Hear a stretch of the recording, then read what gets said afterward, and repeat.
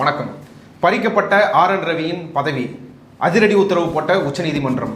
நீதிமன்றத்தில் நடந்தது என்ன? இதை பற்றி தான் இந்த வீடியோவில் நம்ம பார்க்க போகிறோம். இதை குறித்து பேசுகிறதுக்காக பத்திரிகையாளர் திரு இந்திரகுமார் தேரடி அவர்கள் நம்மோடு இணைந்துள்ளார். வாருங்கள், அவரோடு பேசுவோம். வணக்கம். உச்சநீதிமன்றத்தில் இன்னைக்கு ஆளுநர் வர்சஸ் தமிழ்நாடு அந்த வழக்கில் கொடுக்கப்பட்ட தீர்ப்பு வரலாற்று சிறப்புமிக்க தீர்ப்புன்னு சொல்லி எல்லாரும் கொண்டாடுறாங்க. திமுக பெரும் அளவிலான கொண்டாட்டத்தில் ஈடுபட்டுருக்குது. இந்த தீர்ப்பை நீங்கள் எப்படி பார்க்குறீங்க? இது என்ன விளைவை ஏற்படுத்தும்? இன்றைக்கி ஒரு பெரிய ஷேவிங் செரிமனி நடந்திருக்குது. Shaving ceremony. ஓகே.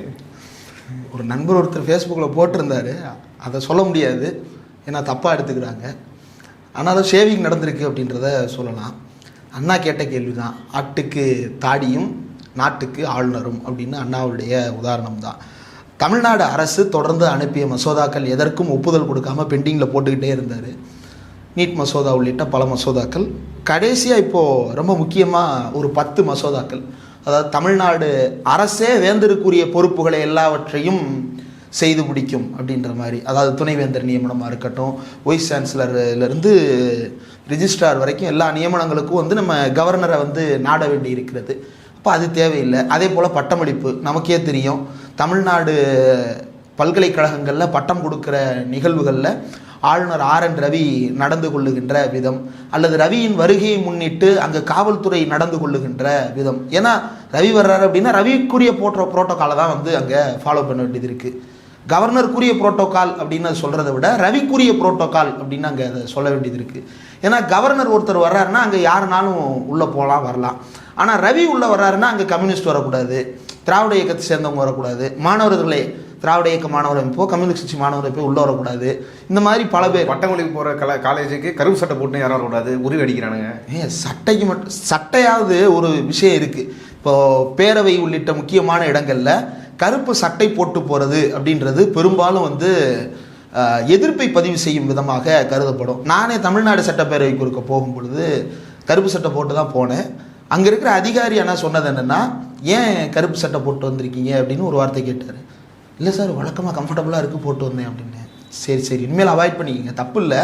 ஆனால் அது எதிர்ப்புக்குறியாக பார்ப்பாங்க. நீங்கள் உள்ளே போவீங்க, கிராஸ் பண்ணி வருவாங்க, என்ன அப்படின்னு சொல்லி டக்குன்னு பார்ப்பாங்க அப்படின்னு அவங்க சொன்னது. கருப்பு சட்டையை அவாய்ட் பண்ணுறது வேற, ஆனால் மேலே கவுனே கருப்பாக தான் இருக்குது. அது சட்டமன்றத்தில் அது வேற, ஒயிட் வீட்டில் வராது. இங்கே வந்து கருப்பு சட்டைன்றதை விட ஜட்டி கருப்பாக போட்டிருக்காங்களா, கர்ச்சீஃப் கருப்பு கலரில் இருக்கா, அல்லது கிரே கலரில் இருக்கா, அல்லது பெனியன் வந்து இப்போ நம்ம முண்டா பனியன் நார்மலாக ஒயிட் பனியன் போடுவோம். இப்போ மாடர்னாக சில ஜிம் பனியன்ஸ் இருக்குது, அதெல்லாம் வந்து பிளாக்ல இருக்குது, ரெட்டில் இருக்குது, இந்த மாதிரி இருக்குது. அப்படி ஏதாவது போட்டிருக்காங்களா? ஒன்றும் இல்லை. தஞ்சை தமிழ் பல்கலைக்கழகத்தில் வந்து மாணவர் அரவிந்த்ராஜ் எஸ்எஃப்ஐனுடைய முக்கிய நிர்வாகியாக இருக்கிறாரு. அவரை வந்து என்ன அராஜகமாக பண்ணாங்க அப்படின்றத நம்ம பார்த்தோம். இப்போ இதெல்லாம் வந்து கூடாது, தவிர்க்கணும் அப்படின்றதுக்காக நாம் வேந்தருக்குரிய அதிகாரங்களை தமிழ்நாடு அரசே எடுத்துக்கொள்ளும் அப்படின்னு ஒரு சட்டமன்ற தீர்மானத்தையும் சட்ட மசோதாக்களையும் நிறைவேற்றி அனுப்புகிறோம். அதுக்கு அவர் கையெழுத்து போடலை. கிட்டத்தட்ட ஜனவரி 2020 பல மசோதாக்கள் வந்து பெண்டிங்கில் இருக்குது. குடியரசுத் தலைவருக்கு அனுப்பி வச்சிருக்கிறாங்க. இதை வந்து இல்லீகல் அண்ட் எரனஸ் அப்படின்னு சொல்லிட்டு நீதிமன்றம் இன்றைக்கு சொல்லியிருக்கிறது. நீதிபதிகள் justice JB Pardiwala, R Mahadevan 2 பேர் அமர்வில் தான் இது விசாரணைக்கு வந்தது. விசாரணை ஏற்கனவே முடிந்து விட்டது. இன்னைக்கு தீர்ப்பு தான். இந்த தீர்ப்பில் வந்து ரொம்ப முக்கியமான ஒரு செய்தி என்ன அப்படின்னா, தமிழ்நாட்டு வரலாற்றுக்கு மட்டுமல்ல இந்தியாவினுடைய வரலாற்றுக்கே ரொம்ப முக்கியமான ஒரு தீர்ப்பு.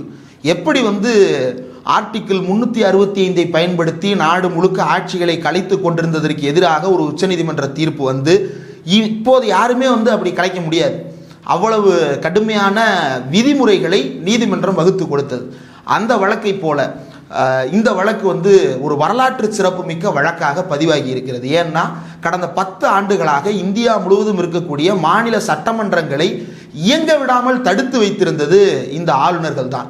என்னென்ன மாதிரியான விஷயங்கள்லாம் இயங்க விடாமல் தடுத்து வச்சிருந்தாங்கன்னா, ரொம்ப குறிப்பாக கல்வி தொடர்பான எந்த மசோதாக்களுக்கும் கையெழுத்து போடக்கூடாது அப்படின்றது உள்துறை அமைச்சகமே இவங்களுக்கு அறிவுறுத்தியது போலத்தான் தெரிகிறது. ஏன்னா ஒரு கவர்னர் கல்வி தொடர்பான மசோதாவுக்கு கையெழுத்து போடலன்னா பரவாயில்ல, ஒரு கவர்னரும் கல்வி தொடர்பான மசோதாவுக்கு கையெழுத்து போட மாட்டாங்க அப்படின்ற நிலை இருக்கிறது. தமிழ்நாட்டில் பல்கலைக்கழக மசோதாக்களுக்கு ஒரு கையெழுத்து போடல, நீட் மசோதாவுக்கு ஒரு கையெழுத்து போடல, கேரளாவில் வந்து ஆரிஃப் முகமது கான் இருந்தபோது கையெழுத்து போடல, பஞ்சாபில் வந்து இப்போயும் அவர் தான் இருக்கிறாரா அப்படின்னு தெரியல, நம்ம முன்னாள் கவர்னர் அவர் பேர் கூட மறந்து போச்சு, பேரே வந்து சாதி பேரை தான் பேராக வச்சுட்டு இருப்பாரு. பன்வாரிலால் அப்படின்னு நினைக்கிறேன், பின்னாடி இருக்கிற ஒரு புரோஹித், அவர் ஒரு சாதி பேர் போல. இப்போ அந்த புரோஹித்ன்றவர் அங்கே உட்காந்துக்கிட்டு கையெழுத்து போட மாட்டேன்னாரு. டெல்லியில் வந்து இதே மாதிரி கல்வி தொடர்பான மசோதா கையெழுத்து போடல, வெஸ்ட் பெங்காலில் கல்வி தொடர்பான மசோதா கையெழுத்து போடல. இப்படி எங்கெங்கெல்லாம் வந்து பாஜக அல்லாத ஆட்சி நடைபெறுகிறதோ அங்கெல்லாம் வந்து கல்வி தொடர்பான மசோதாக்கள் எல்லாவற்றையும் நிறுத்தி வைப்பது அப்படின்றத பார்க்கும் பொழுது உள்துறை அமைச்சகம் தான் இவர் ரிப்போர்ட்டிங் அத்தாரிட்டி. அப்போ அவங்க வந்து இதை கட்டுப்படுத்துறாங்களா, வேண்டுமென்றே அமித்ஷா வந்து இதுக்கெல்லாம் கையெழுத்து போடாதுன்னு சொல்லி விட்டாரா அப்படின்ற கேள்வி நமக்கு வருகிறது. அதற்கான பதில் நேரடியாக இல்லாவிட்டாலும் கூட மறைமுகமாக இதில் கிடைத்திருக்கிறது. என்ன கொடுத்திருக்கிறாங்கன்னா தீர்ப்பில், he must perform, அதாவது governor must perform his role of a friend, a philosopher and a guide with the dispassion, guided not by the considerations of political expediency.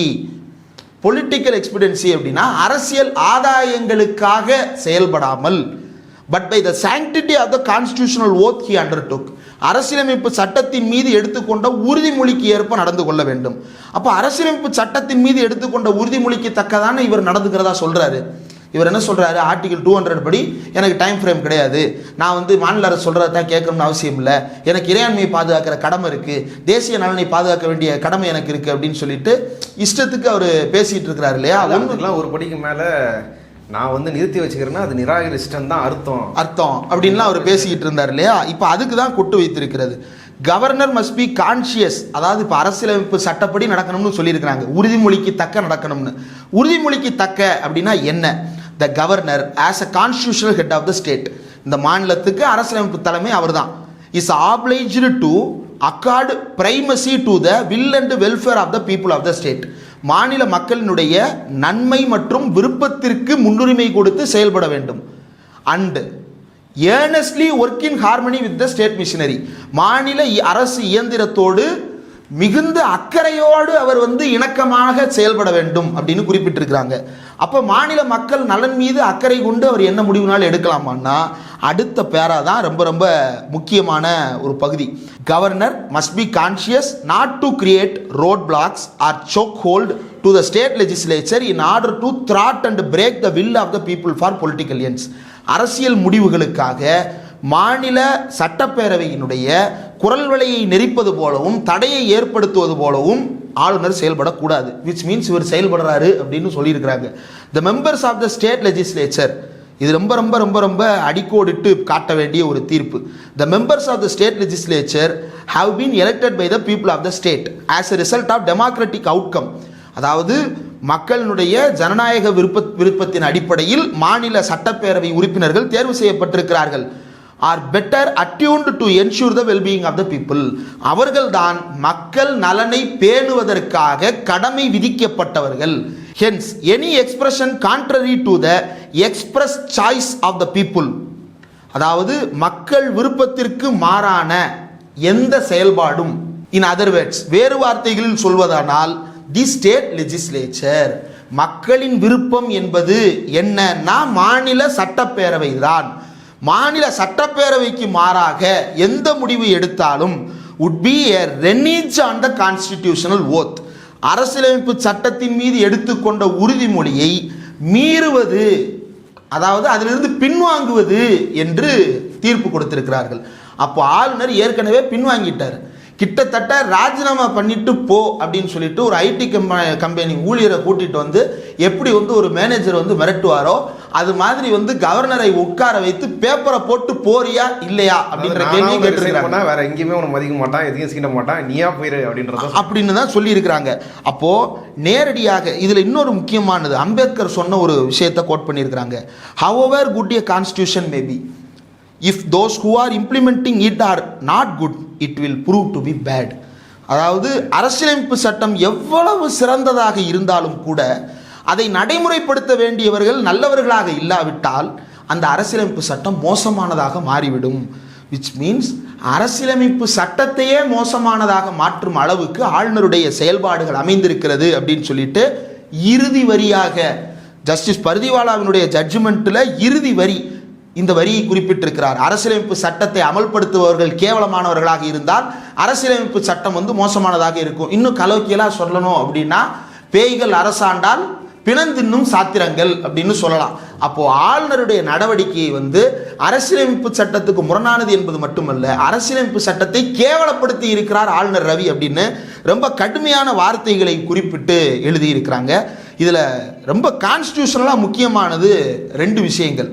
ஒன்று, அரசியலமைப்பு சட்டத்துக்கு உட்பட்டு எடுக்கின்ற முடிவுகள் அப்படின்னு வரும் பொழுது ஆளுநர் ஒரு மசோதாவுக்கு கையெழுத்து போடுகிறார் போடவில்லை என்பதுக்கு வந்து எந்த டைம் ஃப்ரேமும் இல்லை அப்படின்னு அவங்க சொல்கிறாங்க.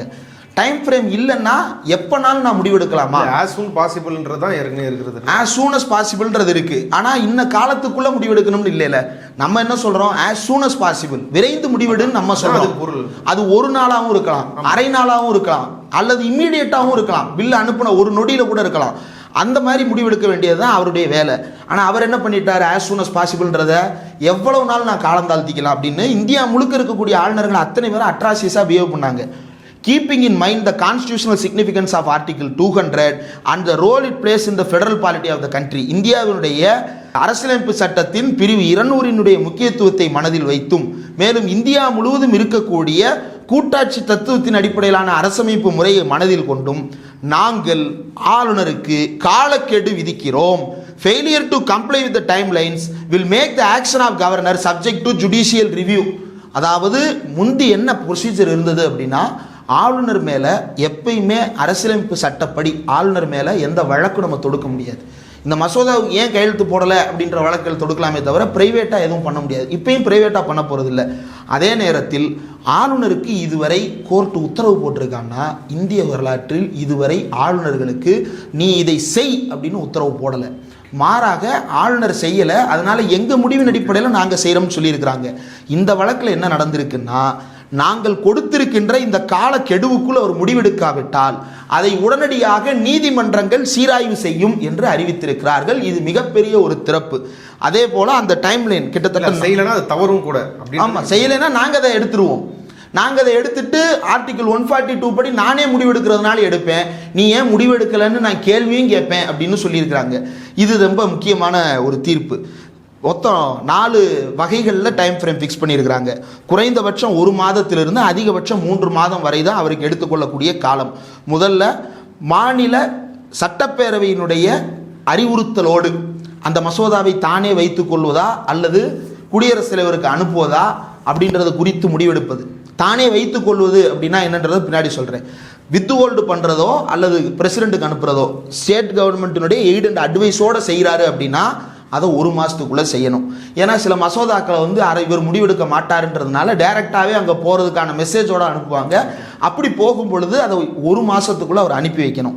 இன் case of withholding assent contrary, அதாவது அமைச்சரவையினுடைய ஒப்புதலை மீறி அவர் வந்து இந்த மசோதாவை வித்ஹோல்டு பண்ணுறாரு அப்படின்னா 3 மாதத்துக்குள்ளே ஏன் வித்ஹோல்டு பண்ணுறேன்ற செய்தியோட மசோதாவை திருப்பி அனுப்பிடணும். Withholding is equal to resend the bill to the legislative assembly அப்படின்னு. ஆமாம், அவர் வச்சுக்கிறது இல்லை. வித்ஹோல்டரா நீ வச்சுக்கிறது கிடையாது. வித்ஹோல்ட் இஸ் ஈக்குவல் டு திருப்பி அனுப்புறது, நிறுத்தி வைப்பது என்பது திருப்பி அனுப்புவது அப்படின்னு ஈக்குவேட் பண்ணியிருக்கிறாங்க. அதுக்கு 3 மாதம் அவகாசம். அடுத்து மாநில அமைச்சரவையினுடைய அறிவுறுத்தலை மீறி அதை குடியரசுத் தலைவருக்கு அனுப்புவது என்றால் அதற்கும் 3 மாத காலத்திற்குள் அவர் அனுப்பி வைக்க வேண்டும். In case of reservation of bills after reconsideration in accordance with the first proviso. இப்போ வந்து ஒரு மசோதாவை அவர் திருப்பி அனுப்பிட்டார், மாநில பேரவையினுடைய ஒப்புதலோடையோ ஒப்புதல் இல்லாமலோ திருப்பி அனுப்பிட்டார். திருப்பி அனுப்பினதை பேரவை மீண்டும் நிறைவேற்றி அனுப்பினால் கட்டாயம் 1 மாதத்திற்குள் கையெழுத்து போட்டே ஆக வேண்டும். The governor must grant assent forthwith subject to a maximum period of 1 month. இதுக்கு முன்னாடி என்ன வார்த்தை பயன்படுத்துவாங்கன்னா ஷாலுன்ற வார்த்தையை பயன்படுத்துவாங்க. இந்த ஷாலை தான் வந்து சில சங்கிகள் வந்து ஷாலை கம்மின் அப்படின்னா உள்ளே வரலாமான்னு கேட்கறது தானே. ஷால் அப்படின்ற வார்த்தைக்கு நம்ம கலோக்கியலாக பயன்படுத்துகிற அர்த்தம் வேற, அரசியலமைப்பு சட்டம் கொடுக்குற அர்த்தம் வேற. இப்போ பிரசிடென்ட்ட போய் the president must act in the aid and advise of அப்படின்னு சொல்ல முடியாது. ஏன்னா அவர் கண்ணியத்துக்குரியவர், பெரிய பொறுப்பில் இருக்கிறவர். இதை எழுதுறவங்க பிரசிடென்ட் கிடையாது, பிரசிடென்ட்டுக்கு மேலானவங்களும் கிடையாது. வி த பீப்புள் ஆஃப் இந்தியான்னு தான் இதை எழுதுறாங்க அரசியலமைப்பு சட்டத்தை. அதனால ஷால் அப்படின்னு கொடுக்குறாங்க. ஏன் ஷால் கொடுக்குறாங்கன்னா ஷால் அப்படின்றத ஷுட்டுன்னு புரிஞ்சுக்கணும், மஸ்ட்டுன்னு புரிஞ்சுக்கணுன்றதுக்காக. அப்போ நீ உனக்கு ஷாலுன்னு சொன்னால் புரிய மாட்டேங்குதுன்றதுனால மஸ்ட்டுன்னே போட்டு கொடுத்துட்டாங்க. அதாவது திருப்பி அனுப்பப்பட்ட பில்லை பேரவை மீண்டும் உங்களுக்கு அனுப்பினால் உடனடியாக 1 மாதத்திற்குள் கையெழுத்து போட்டே ஆக வேண்டும் என்றதையும் கொடுத்திருக்கிறாங்க. அதே போல கவர்னர் கண்டிப்பா இந்த முடிவெடுக்கிற ப்ராசஸ்ல எதன் அடிப்படையில் முடிவெடுக்கிறது, அவருக்கு விருப்புரிமை அப்படின்றது என்ன அப்படின்னா, governor does not possess any discretion and has to mandatorily act on the aid and advice once the bills have been reenacted. ஒரு முறை அந்த மசோதா திருப்பி அனுப்பப்பட்டு விட்டால் அவர் கண்டிப்பாக மாநில அமைச்சரவையின் ஆலோசனையோடு மட்டும்தான் செயல்பட வேண்டும். அதை மீறி அவர் முடிவெடுக்க முடியாது அப்படின்னு ஒட்டுமொத்தமாக கொட்டு வைத்திருக்கிறது. நிறைவாக இதில் நடந்த ஒரு முக்கியமான சம்பவம் என்ன அப்படின்னா, 10 மசோதாவையும் நாங்களே செல்லுபடியானதாக அறிவிக்கிறோம் அப்படின்னு அறிவிச்சிருக்கிறாங்க. இது ரொம்ப ரொம்ப வரலாற்று சிறப்பு மிக்க ஒரு தீர்ப்பு. மாநில அரசாங்கம் என்ன செய்துவிடும், தமிழ்நாடு முதலமைச்சரால் என்ன செய்ய முடியும், ஆளுநர் நிறுத்தி வைத்திருக்கிறாரே, உன்னால் ஆளுநரை ஒன்றுமே பண்ண முடியாது, ஆளுநர் கவர்னருக்கு நிகரானவர் அப்படின்லாம் சொல்லிட்டு இருந்தாங்க. நம்ம என்ன சொன்னோம், நீ வெறும் போஸ்ட்மேன் தான் அப்படின்னு சொன்னோம். இப்போ கோர்ட் என்ன சொல்லியிருக்கு, நீ போஸ்ட்மேன் கூட கிடையாது, அவன் என்ன சொல்கிறானோ அதை அப்படியே செய்கிறது தான் உன் வேலை அப்படின்னு சொல்லிட்டு என்ன சொல்லுவது, ரொம்ப கண்ணியத்துக்குரிய வார்த்தையில் சொல்லுவது அப்படின்னா என்ன சொல்கிறது, ஒரு ஆஃபீஸ் அட்மினிஸ்ட்ரேட்டர் அப்படின்னு சொல்லலாம். அட்மினிஸ்ட்ரேட்டிவ் ஆஃபீஸர்ன்றது வேற ரேங்க். ஆஃபீஸ் அட்மினிஸ்ட்ரேட்டர்னு ஒருத்தர் இருப்பார், ஆஃபீஸ் பாயிண்ட் சொல்லலாமா, பியூன்னு சொல்லலாம். அதுக்காக நம்ம பியூனை மலிவா பண்ணுறது இல்லை, அவருக்கு முடிவெடுக்கும் அதிகாரம் கிடையாது இல்லையா. அதுபோல் ஆளுநர் ரவிக்கு முடிவெடுக்கும் அதிகாரம் கிடையாது. நீங்கள் உங்கள் வேலையை மட்டும் பாருங்கள். அந்த வேலை என்ன, அவர் சொல்கிறத அப்படியே செய்கிறது. அதுக்காக டீ வாங்கிட்டு வான்னு சொல்ல போகிறது கிடையாது. அவர் என்ன சொல்ல போகிறோம், உன் கையெழுத்து போடுனா போடணும், விச் மீன்ஸ் அந்த கையெழுத்தை நீ போடுறது மட்டும்தான் உன்னோட வேலை அப்படின்றது தான் இதில் இருக்கக்கூடிய முக்கியமானது. இதில் ஸ்டாலினுக்கு இருக்கக்கூடிய ரோல் ரொம்ப ரொம்ப முக்கியமானது. பேரறிஞர் அண்ணா காலத்திலிருந்து அண்ணா, கலைஞர், இப்போது முதலமைச்சர் ஸ்டாலின், இந்த 3 பேருடைய ரோல் ரொம்ப ரொம்ப முக்கியமானது. இந்தியாவில் முதன்முறையாக ஒரு சட்ட திருத்தம் ஒரு மாநிலத்தில் எதிர்கட்சியாக கூட இல்லாத ஒரு கட்சியை பார்த்து பயந்து போய் ஒன்றிய அரசு ஒரு சட்ட திருத்தம் பண்ணுது. என்னன்னு, பிரிவினைவாத தடை சட்டம் அப்படின்னு நம்ம சொல்லுவோம். அரசியலமைப்பு சட்டத்தில் இந்திய நாட்டிற்குள்ளேயே பிரிவினை என்பதை பேசுவதற்கு யாருக்கும் உரிமை இல்லை என்று ஒரு சட்ட திருத்தம் கொண்டு வரப்பட்டது. இதை கொண்டு வந்ததற்கு காரணம் திமுக தான் நான் சொல்லலை, முன்னாள் நீதிபதி இவர் இருக்கிறார் இல்லையா, சந்திரசூட், அவருடைய பையன் இருக்கிறாரு. அந்த பையன் சொல்லியிருக்கிறாரு என்னன்னா, ஆன்டி டிஎம்கே அமெண்ட்மெண்ட்னு சொல்லியிருக்கிறார், திமுக ஒடுக்கிறதுக்காகவே. அப்போ என்ன பண்ணாங்க அப்படின்னா, சாவர்னிட்டி அப்படின்றத அதிகமாக பயன்படுத்த ஆரம்பித்தாங்க. இந்திய இறையாண்மைக்கு எதிராக யாரும் செயல்படக்கூடாதுன்னு அதை எல்லாரும் சொல்லுவாங்க. அந்த பிரிவினைவாத தடை சட்ட மசோதா உள்ளுக்குள்ள இன்னொரு விஷயமும் இருந்தது. என்னன்னா, அமைச்சர்கள் மற்றும் முதலமைச்சர்கள் உறுதிமொழி எடுக்கிறாங்கல்ல, அந்த உறுதிமொழியும் கூட அரசியலமைப்பு சட்டத்திலே கொடுக்கப்பட்டிருக்கு. அந்த உறுதிமொழி அதற்கு முன்பு வரை என்னவாக இருந்ததுன்னா, இந்த அரசியலமைப்பு சட்டத்தின் மீது முழு நம்பிக்கையும் பற்றுறுதியும் கொண்டவனாக அதனுடைய வழிகாட்டுதலை பின்பற்றி செயல்படுவேன் அப்படின்ற இந்த உறுதிமொழியை இந்த அரசியலமைப்பு சட்டத்தின் மீது நம்பிக்கை கொண்டு இந்திய இறையாண்மையையும் ஒருமைப்பாட்டையும் பாதுகாப்பேன் என்று அப்படின்ற அந்த வார்த்தைகள் அந்த அமெண்ட்மெண்ட்ல தான் கொண்டு வரப்பட்டது. இப்போ இவங்க என்ன நினைச்சு கொண்டு வந்தாங்க, அண்ணாவை இந்திய இறையாண்மைக்கு நாம் கட்டுப்படுத்தி விட்டோம் அப்படின்னு நினைச்சு அதை கொண்டு வந்தாங்க. அண்ணா ஆட்சிக்கு வந்தார், அதே சாவர்னிட்டியின் மீதும் இன்டெகிரிட்டியின் மீதும் நம்பிக்கை வைத்து தான் வாக்கெடுப்பு நடத்தினார். ஸ்டாலின் இன்னைக்கு அதை ரிவர்ஸ் பண்ணியிருக்கிறார். எப்படி ரிவர்ஸ் பண்ணியிருக்கிறாருன்னா, அரசியலமைப்பு சட்டத்தின் இறையாண்மை மீது உறுதிமொழி எடுக்கின்ற எனக்கும் இந்த இறையாண்மையை பாதுகாப்பதில் பங்கு இருக்கிறது. ஒரு காலத்தில் என்ன சொல்லிட்டு இருந்தாங்க, அங்கே டெல்லியில் இருக்கிறவனுக்கு மட்டும்தான் இறையாண்மையை பாதுகாக்கிற பொறுப்பு இருக்குன்னாங்க. உனக்கு மட்டும் இல்லை, எனக்கும் பொறுப்பு இருக்குது அப்படின்றத முதலமைச்சர் ஸ்டாலின் நிரூபித்திருக்கிறார். அதற்கு அண்ணல் அம்பேத்கர் அவர்களுடைய கோட் ரொம்ப முக்கியமானது. அரசியலமைப்பு சட்டத்தின் மீதான விவாதம் நடைபெறுகின்ற போது அந்த அரசியலமைப்பு சட்ட விவாத மன்றத்தில் 1948 நவம்பர் 4 அம்பேத்கர் சொல்றாரு, the polity under the proposed constitution, முன்மொழியப்பட்டிருக்கின்ற அரசியலமைப்பு சட்டத்தில் will consist of union at the centre and states at the periphery, மையத்தில் ஒன்றிய அரசையும் அதனுடைய கடைநிலையில் மாநில அரசுகளையும் கொண்டிருக்கக்கூடிய இந்த அரசியலமைப்பு சட்டம் each endowed with sovereign powers to be exercised in the field assigned to them respectively by the constitution அப்படின்றத குறிப்பிட்டிருக்கிறார். அதாவது each endowed with sovereign powers to be exercised in the field assigned to them respectively by the constitution. ஒன்றிய அரசும் மாநில அரசும் அரசமைப்பு சட்டத்தால் முறையே அவற்றுக்கு ஒதுக்கப்பட்டிருக்கக்கூடிய துறைகளில் பயன்படுத்தப்பட வேண்டிய இறையாண்மை அதிகாரங்களை கொண்டிருக்கும். இறையாண்மை என்பது ஒன்றிய அரசுக்கு சொந்தமானதோ மாநில அரசுக்கு சொந்தமானதோ அல்ல. இறையாண்மை என்பது அரசியலமைப்பு சட்டத்துக்கு சொந்தமானது. இந்திய இறையாண்மை என்பது இந்தியாவினுடைய அரசியலமைப்பு சட்டத்தின்படி நடப்பது. அந்த அரசியலமைப்பு சட்டத்தின்படி தான் ஒன்றிய அரசும் நடக்க வேண்டும், மாநில அரசும் நடக்க வேண்டும். அப்ப இந்திய அரசியலமைப்பின் இறையாண்மையை பாதுகாப்பது தான் இந்த ரெண்டு பேருடைய வேலை. அதுக்கு அவங்க என்ன செய்யணும்னா, அவனுக்கு கொடுத்திருக்கிற வேலையை அவன் செய்யணும். மாநில அரசுக்குன்னு ஒரு அதிகாரத்தை நம்ம கொடுத்துருக்குறோம், அதுல அவங்க செயல்படணும். ஒன்றிய அரசுக்குன்னு ஒரு அதிகாரம் கொடுத்துருக்குறோம், அதுல அவங்க செயல்படணும். ஒருவேளை மாநில அரசு ஒன்றிய அரசின் அதிகாரத்தில் தலையிட்டாலோ அல்லது எந்த விதமான சந்தேகத்திற்கும் இடமில்லாத சூழ்நிலையிலும் மாநில அரசின் அதிகாரத்தில் ஒன்றிய அரசு தலையிட்டாலோ இறையாண்மையை மீறுவதாகும் அப்படின்னு சொல்லியிருக்கிறார். இந்த ஒன்றிய அரசு ஆளுநரின் மூலமாக இந்திய இறையாண்மையை இவ்வளவு காலமும் சிதைத்திருக்கிறார்கள். அந்த சிதைக்கப்பட்ட இறையாண்மையை மீட்டுருவாக்கம் செய்த நாயகனாக இன்றைக்கு முதலமைச்சர் ஸ்டாலின் உயர்ந்திருக்கிறார். அந்த அடிப்படையில் பார்க்கும் பொழுது இந்த தீர்ப்பு ரொம்ப முக்கியமானது. 1967 அண்ணா தமிழ்நாட்டின் முதலமைச்சராக பொறுப்பேற்கும் பொழுது இந்தியாவில் எங்கும் மாநில கட்சி என்கின்ற ஒன்று ஆட்சிக்கு வரவே இல்லை. அப்போ இந்தியா முழுவதும் எப்போதெல்லாம் ஒரு மாநில கட்சி மாநில அரசியலில் பொறுப்புக்கு வருகிறதோ அப்போதெல்லாம் அண்ணா நினைவு கூறப்படுகிறார். ஒவ்வொரு குடியரசு தினத்தின் போதும் கொடியேற்றுகின்ற அதிகாரத்தோடு கொடியேற்ற போகின்ற முதலமைச்சர்கள் ஏற்றும் பொழுதெல்லாம் கலைஞர் நினைவு கூறப்படுகிறார். அதே போல இனிமேல் கவர்னர் போஸ்டிங்ல எவன் வந்து உட்கார்ந்தாலும் அந்த இடத்துல முத்துவேல் கருணாநிதி ஸ்டாலின் ஆகிய நான் அப்படின்னு திரும்பி பார்த்தது அவன் கண்ணு முன்னாடி வந்து பூதம் மாதிரி நின்று பயமுறுத்தும் அப்படின்றது தான் இந்த தீர்ப்பினுடைய அரசியல் முக்கியத்துவம். இந்த அரசியல் முக்கியத்துவம் வாய்ந்த தீர்ப்பை இன்றைக்கு திமுக காரங்க வந்து வெடி வெடிச்சு கொண்டாடுறாங்க. தெரில, கோஷங்கள்லாம் வருதான்னு தெரில. தைரியமாக எல்லா முழக்கங்களையும் முன்வைக்கலாம். அந்த அளவுக்கு ஒன்றிய அரசினுடைய அதிகாரத்தையும் ஆளுநருடைய அதிகாரத்தையும் கேள்விக்குள்ளாக்கி இருக்கிறார்கள். ஒரு மிகப்பெரிய வெற்றி. இதற்கு முன்னாடி நாம் பெற்ற வெற்றிகள் ஒன்னொன்னு வந்து நம்முடைய சட்டம் செல்லுமா செல்லாதா என்கின்ற வெற்றியைத்தான் பெற்றிருக்கிறோம்.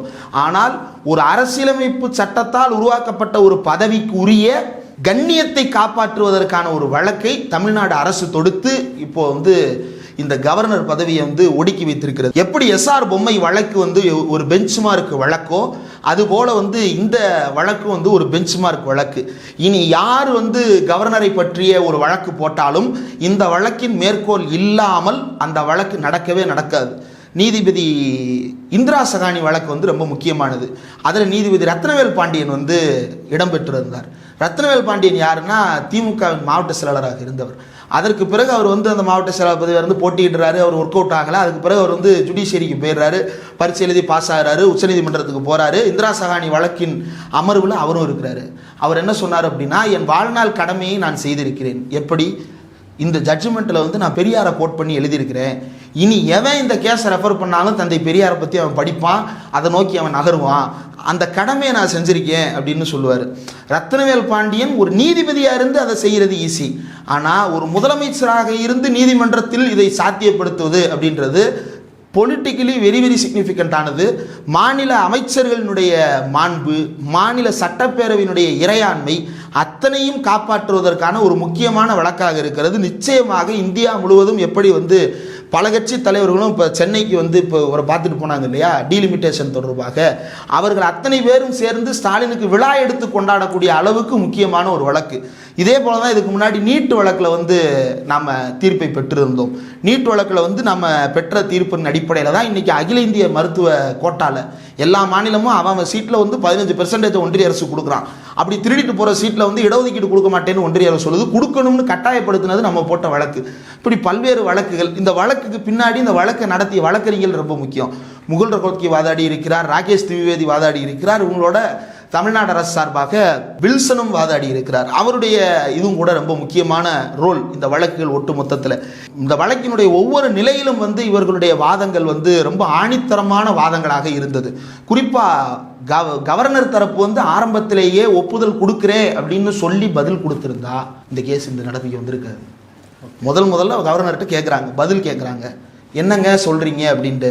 நான் இந்த அசண்ட் கொடுக்க போகிறேன், இந்த இன்னொரு 10 நாளைக்குள்ளே நான் இதுக்கான அசண்ட்டை கொடுத்துருவேன், எனக்கு கொஞ்சம் டைம் மட்டும் வேணும் அப்படின்னு சொல்லியிருந்தாருன்னா அடுத்த ஹியரிங்கை 10 நாளில் ஒத்தி வச்சுருப்பாங்க. இந்த 10 பில்லோட முடிஞ்சிருக்கும். அதுக்கப்புறம் வர்ற பில்லை மறுபடியும் நிப்பாட்டி வச்சுருக்கலாம். ஆனால் இப்போ என்ன ஆயிடுச்சு அப்படின்னா, ஒட்டு மொத்தமாக இனி எவனுமே நிறுத்தி வைக்க முடியாதுன்னு ஒரு தீர்ப்பு. இப்போ அமித்ஷா வந்து ஃபோனை போட்டு என்ன ஏறுறாரு அப்படின்றத வந்து ரவியோட இன்டர்காமில் வந்து கனெக்ட் பண்ணி யாராவது கேட்டால் வேணால் கண்டுபிடிக்கலாம். அந்த அளவுக்கு வசை சொற்களால் வசைபாடப்பட போகிறார். அரசியலமைப்பு சட்டத்தின் பெயரால் ஒரு முக்கியமான தீர்ப்பை தமிழ்நாடு அரசு வந்து இன்றைக்கு பெற்று வந்திருக்கிறது அப்படின்றது வந்து ரொம்ப ரொம்ப வரலாற்று சிறப்பு மிக்கதாக. இந்த அரண்மனைனா இனிமேல் வாய்க்குலைக்க முடியாது. இதை ஏவிய பேய்கள் விரைவில் ஒடுக்கப்படும்னு நம்புவோம். ஓகே, இப்போ ஒரு ஆளுநர் பதவிக்கே வந்து ஒரு பெரிய களங்கம் வந்து விளைவிச்சிருக்கிறாரு. அது மட்டும் இல்லாமல் அவரை நியமித்த குடியரசுத் தலைவர் அவருக்கும் ஒரு பெரிய களங்கமாக இருக்குது. எல்லா ஆளுநர்களுக்கும் இது ஒரு பெரிய பிரச்சனையாக இருக்குது. இப்படி ஒரு பிரச்சனையை கொண்டு வந்த ஆளுநர் ரவி இருப்பாரா இல்லை அனுப்பப்படுவாரா? அதாவது இப்போ கவர்னர் ரவிக்கு என்ன நடந்திருக்கிறது அப்படின்னா, உச்சநீதிமன்றத்தில் நிப்பாட்டி வச்சு ஒன்றும் இந்த பழைய மன்னர் படங்கள்லாம் நீங்கள் பார்த்தீங்க அப்படின்னா வெப் சீரிஸ்லாம் இருக்குது, மன்னர் படங்கள்லாம் இருக்குது, ரோம் பற்றின படங்கள்லாம் வரும். அப்போ என்ன நடக்கும் அப்படின்னா, ஒரு மன்னர் வந்து இன்னொரு நாட்டை கைப்பற்றிட்டாரு அப்படின்னா அந்த கைப்பற்றப்பட்ட நாட்டை சேர்ந்த மன்னர் வந்து மண்டியிட்டு தலையில் இருக்கக்கூடிய கிரீடத்தை எடுத்து தோளில் இருக்கக்கூடிய நட்சத்திரங்களை உதிர்த்து இடுப்பில் இருக்கக்கூடிய வாளை எடுத்து கீழே போட்டு எதிர்நாட்டு மன்னனின் பாதங்களில் சரணாகதி அடைவது. அப்படி அடைந்தால் உயிர் பிழைக்கலாம் அல்லது கொல்லப்படலாம், ஏதோ ஒன்று. இல்லை எப்படின்னாலும் எண்டு ஒன்று தான், இது நடக்கும். இப்போ நாம் வந்து ஜனநாயக விழுமியங்களுக்கு உட்பட்டு வாழ்ந்து கொண்டிருக்கிறோம்.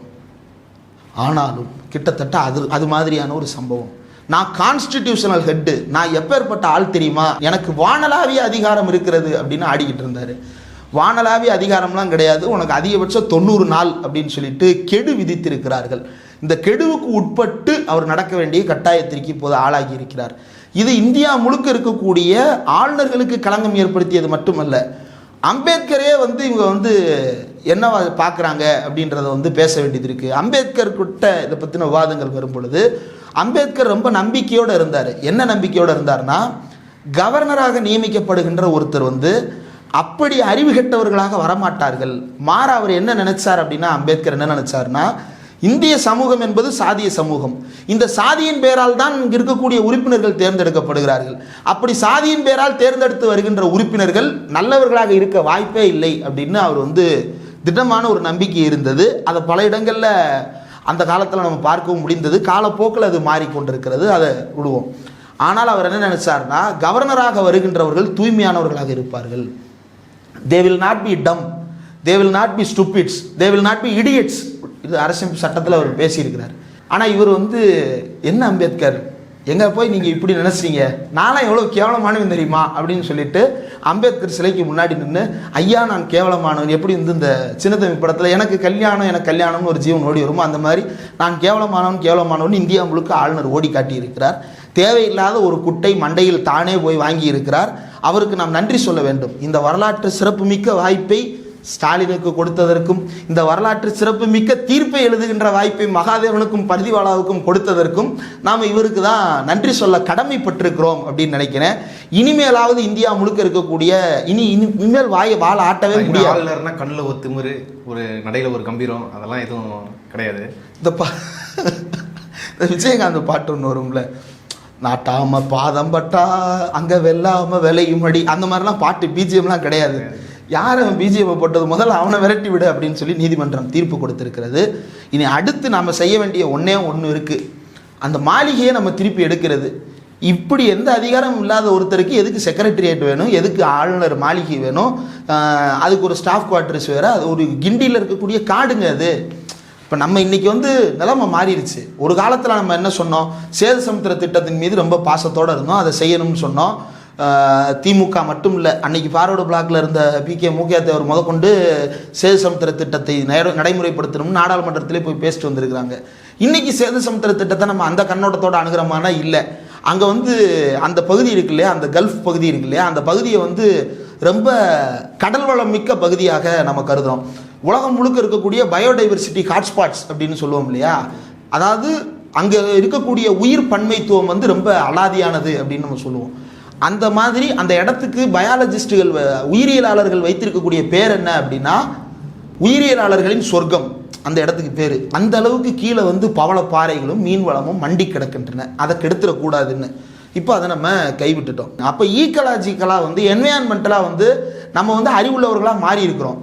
சூழலும் மனிதனும் ஒத்து இயங்க வேண்டுமே தவிர சூழலை சுரண்டி மனிதன் இயங்கக்கூடாது அப்படின்றது தான் நம்முடைய கருத்தாக இன்றைக்கி நம்ம வச்சுருக்கிறோம். இப்போ அந்த வகையில் வந்து இப்போ கிண்டியில் இருக்கக்கூடிய உயிரியல் பூங்கா நீங்கள் போனீங்க அப்படின்னா வண்டலூர் வந்து ரொம்ப பரந்த பரப்பாக இருக்கும். ஆனால் நீங்கள் கிண்டிக்குள்ளே போனீங்க அப்படின்னா ஒரு அடசலான உணர்வு போல தோணும். ஏன் அப்படின்னா கவர்னர் வந்து அதில் இருக்கக்கூடிய பெரும்பகுதியில் மாளிகை கட்டி உட்காந்துருக்கிறாரு. நீங்கள் இன்றைக்கும் பாருங்கள் கவர்னர் மாளிகையில் வந்து மான், மயில், கீரி பிள்ளைகள், பாம்புகள் கூட இருக்கும். அடித்து கொள்றாங்களா இல்லை சாமி புத்து கட்டி கும்புறாங்கன்னு தெரில. இதெல்லாம் சுற்றிக்கிட்டு இருக்கும். ஏன் சுற்றிக்கிட்டு இருக்கு? அதுதான் அதோட ஒரிஜினல் இடம். இவங்க உள்ளே போய் உட்காந்துருக்குறாங்க. அப்போ என்ன செய்யணும்? அந்த இடத்துல அவ்வளோ பெரிய மாளிகையே தேவையில்லை. செக்ரட்டரியேட் இப்போ நம்ம எழிலகம் இருக்குது. எழிலகம்ன்றது என்னன்னு தெரியுமில்ல, அங்கே தான் பிடபிள்யூடி ஆஃபீஸு இதெல்லாம் இருக்குது. அங்கே வந்து ஒரு ஆஃபீஸ் போட்டிங்க அப்படின்னா தமிழ்நாட்டினுடைய திட்டக்குழு தலைவரே அங்கே தாங்க உட்காந்துருக்கிறாரு. ஒரு கவர்னருக்கு அதை விட கௌரவமான ஒரு ஆஃபீஸ் இருக்க முடியுமா? அங்கே உட்கார சொல்லுங்கள். இல்லைன்னா செக்ரட்டரியேட் இருக்குது. இப்போ இதுவாவது எழிலகமாவது மாநில அரசுக்கு சொந்தமான இடம். இப்போ இவர் வந்து ஒன்றிய அரசு அனுப்புகிற ஆள். அப்போ அப்படி தேவை அப்படின்னா ஒன்று பண்ணலாம்.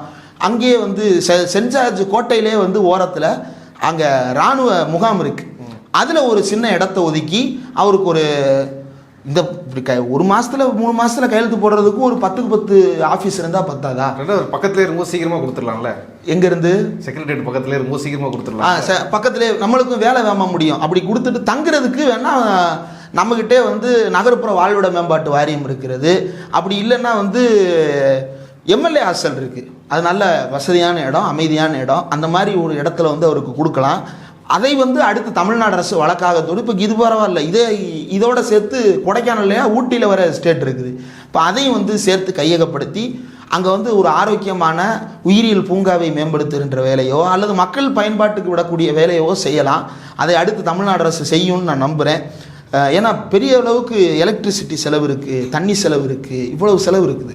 அதுக்கு உயிரினங்களை விட்டால் உயிரினங்கள் அது வாழ்க்கை அது பாட்டுக்கு நிம்மதியாக வாழ்ந்து கொண்டிருக்கும். அப்படி இல்லையா, அங்கேயே பக்கத்தில் காந்தி மண்டபம் இருக்குது, செண்பகராமன் மண்டபம் இருக்குது, பல பேருக்கு நினைவு மண்டபங்கள் இருக்குது. அதெல்லாம் இன்னும் பெருசுபடுத்தி கட்டலாம். எதுக்கு இவர் உள்ளே உட்காந்துக்கிட்டு வள்ளுவர் சிலைக்கு மாலை போட? வள்ளுவர் சிலைக்கு மாலை போட இப்போ தாவேகா தலைவர் இருக்கிறாரு. அவர் பாருங்கள், ஒரு 5 படத்தை வச்சுக்கிட்டு டெய்லி ஒரு மாலையை போட்டுட்டு உட்காந்துருக்காரு. அந்த மாதிரி அவர் ஆஃபீஸில் வந்து ஒரு செவர் போகிறான், ஒரு ஃப்ளெக்ஸ் அடித்து எல்லார் படத்தையும் விட்டுருங்க, ஒன்றுக்கு ஒரு ஆணி கொடுத்தீங்கன்னா அவர் ஒரு முழம் பூவை வாங்கி அவர் போட்டு அவர் பாட்டுக்கு இருக்கலாம். அதை தான் அடுத்து செய்யணும். He should be intimidated.